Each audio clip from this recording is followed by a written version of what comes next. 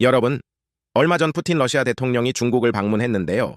시진핑 주석의 극진한 환대를 받았지만 사실 중요한 빈손으로 돌아갔다는 소식 알고 계셨나요? 세계 무대에서 어깨를 나란히 하는 듯 보였던 두 강대국 사이에도 예상치 못한 균열이 생겼다는 건데요. 대체 무슨 일이 있었던 걸까요? 러시아는 서방의 제재로 고립되면서 중국과의 무제한 파트너십을 더욱 강조해왔어요. 요새 특히 우크라이나 전쟁 이후 러시아산 에너지를 팔 새로운 시장이 절실한 상황이었죠. 그래서 이번 푸틴의 방중은 러시아에게 매우 중요했고요. 중국 역시 미국과의 경쟁 속에서 러시아와의 연대를 과시하고 싶었을 겁니다. 이번 회담의 핵심 쟁점은 바로 시베리아의 힘2라는 가스 파이프라인 건설 계약이었어요. 이 파이프라인은 러시아가 유럽으로 보내던 가스를 중국으로 돌려 수출하기 위한 건데요. 러시아로서는 에너지 수출 활로를 확보하고 경제난을 타개할 핵심 프로젝트였죠. 하지만 중국은 이 계약에 끝내 서명하지 않았습니다.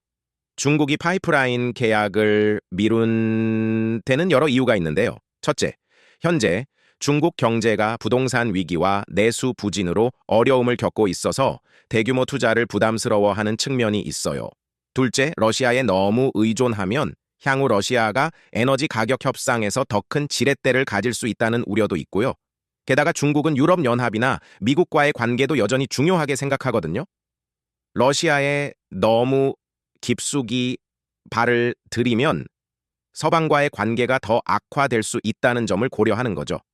시진핑 주석은 러시아와의 연대를 과시하면서도 자국의 경제적, 외교적 이익을 최우선으로 두는 신중한 접근법을 보인 겁니다. 반면 러시아는 서방의 제재 속에서 중국에 대한 의존도가 점점 커지고 있어요.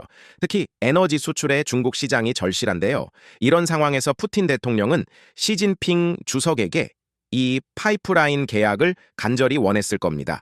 이번 빈손 귀국은 러시아의 협상력이 생각보다 약하다는 것을 보여주는 대목이라고 할 수 있습니다. 그렇다면 이번 소식이 우리 한국에는 어떤 영향을 미칠까요? 중국이 러시아와의 관계에서 지나치게 한쪽으로 치우치지 않고 실용적인 노선을 택한다는 것은 글로벌 지정학적 안정성 측면에서 긍정적일 수 있어요.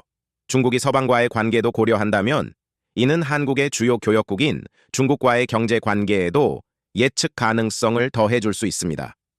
결국 이번 푸틴의 방중은 러시아와 중국의 동맹이 겉으로는 견고해 보여도 실제로는 각자의 국익 앞에서 한계가 있다는 것을 분명히 보여줬습니다. 중국은 러시아의 구세주가 아닌 자신만의 전략적 계산에 따라 움직이는 독립적인 플레이어라는 거죠. 앞으로 두 나라 관계가 어떻게 전개될지 계속 지켜봐야겠습니다. 오늘 국제 정세 분석 어떠셨나요?